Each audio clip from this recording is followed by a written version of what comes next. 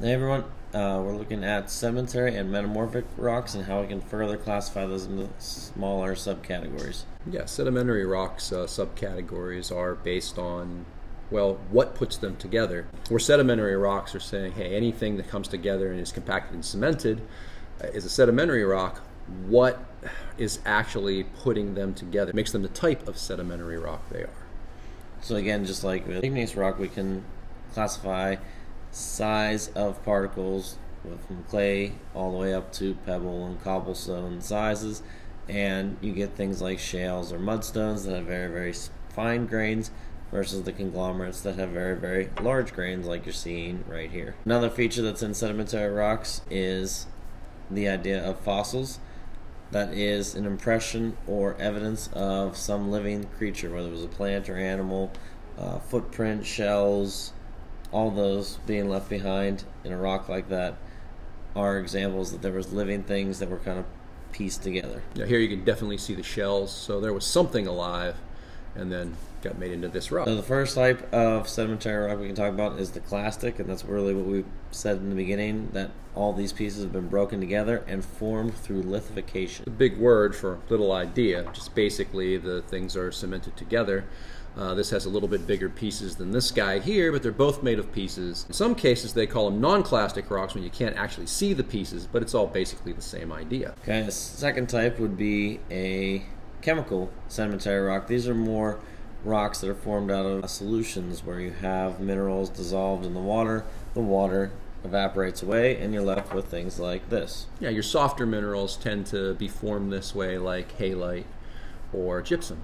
Okay, so pure minerals really are a way to know that if you're dealing with a chemical sedimentary rock. And the last one here is organic chemical rocks. Yeah, organic rocks are made of something that was alive at one time. So when we spoke of shells, that could be considered organic, as well as something like coal that was formed from things that were once alive to make petroleum. So there we go. We've got three types of sedimentary rocks. You can break them into clastic, chemical, or organic. And again, you can base them all on grain size if you'd like. But really, again, it's how the sedimentary rock formed out of sediments and either came together, was once living, or mainly mixture of minerals. Let's go on to the last type of rock here, which are metamorphic rocks. Metamorphic rocks are ones that are created from rocks that are already existing. So whether they're igneous or sedimentary rocks, they can be heated and squeezed, but they don't melt, because what happens if they melt? Well, if they melt, they turn into igneous rock, so they have to just change. They change their form, so you're going to take them and change their texture, how the minerals look, their chemical compositions, all those things can change. Where we can get the heat from is really internal, from the magma chambers underneath us and the internal heat of the earth. Pressure can really come from the weight of the rocks above them or compression forces through tectonic activity.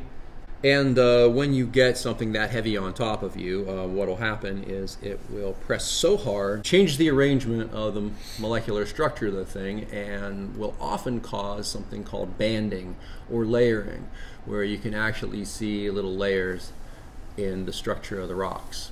If they have that, it's something called foliated. So a foliated metamorphic rock has minerals that are kind of lined up in a line based on where the pressure was applied.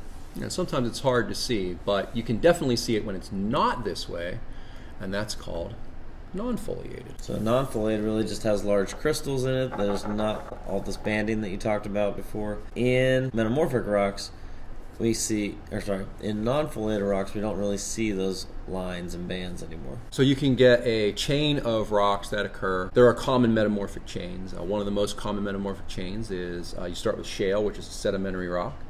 It turns to slate, then phyllite, then schist, then gneiss.